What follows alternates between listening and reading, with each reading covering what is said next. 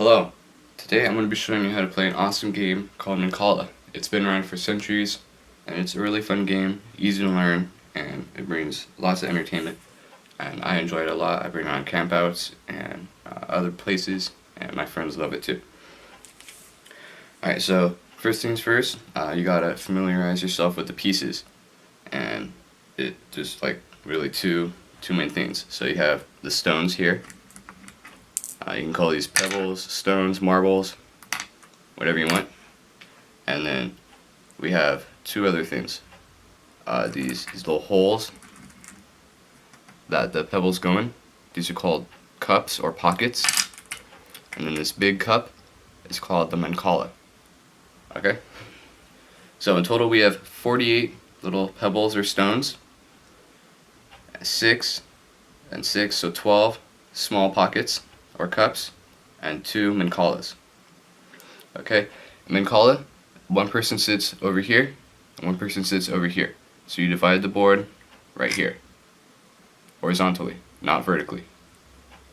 Okay, so this would be your side, this is my side. On your side, you can see that you have 6 pockets, and then 24 marbles, and same on my side, but then we have the 2 Mancalas. Okay, so each person gets a Mancala, and their Mancala is on the right of them. So this is my Mancala because it's on the right of me, and since you're over here, this would be your Mancala because it's on your right. Okay, object of the game is to get as many pebbles as you can into your Mancala.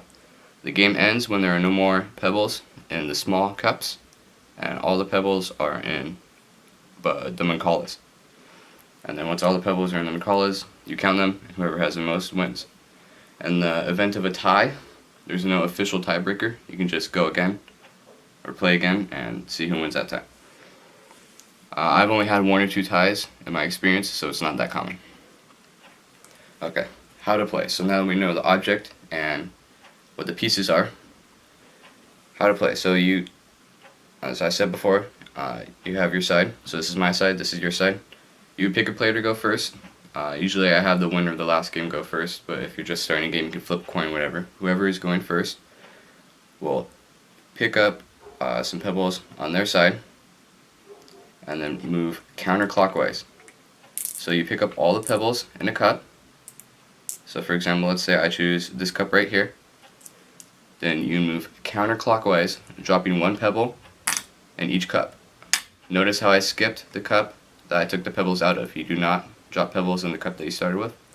You just go counterclockwise, and you place a pebble in your Mancala. You do not place pebbles in your opponent's Mancala. You don't want to give them points, you want to give yourself points. Okay? Then your opponent would go, and then they would pick one of their pockets or cups, take the pebbles out, and go along the board until they ran out. Special rules. So, notice how I picked it from right here. There are 4. 1, 2, 3, 4. The last pebble landed in my Mancala. That's good, that means I have a pebble. But when the last pebble you take lands in your Mancala, you get to go again. Okay, so now let's say I moved this one right here. 1, 2, 3, 4, 5. Okay, now I have 2 pebbles in my Mancala, and now it's my opponent's turn. Let's say my opponent moved right here. Oops. Boom. Okay. Now it's my turn again. So then we keep on playing, and whoever has the most pebbles wins. And yes, so the more pebbles you can get in there, the better. Even if it's just 1 at a time, that's still a lot because 1 pebble can make a difference in the long run. There's only 48. That's not a whole lot of pebbles. Okay, another special rule.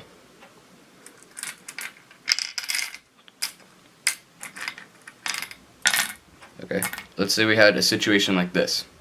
It was my turn, and my opponent had a big cup full of pebbles right here, and I had a cup full of pebbles right here, and there was only 1 pebble in here. I move this pebble. It lands in an empty pocket on my side, and in my opponent's side there's pebbles. That means I get to capture, and this is the second special rule I'm going to call it. It's called capturing. So you take all the marbles in your opponent's cup, move them to your Mancala. Okay, so how does capture work? So it's pretty much just like that.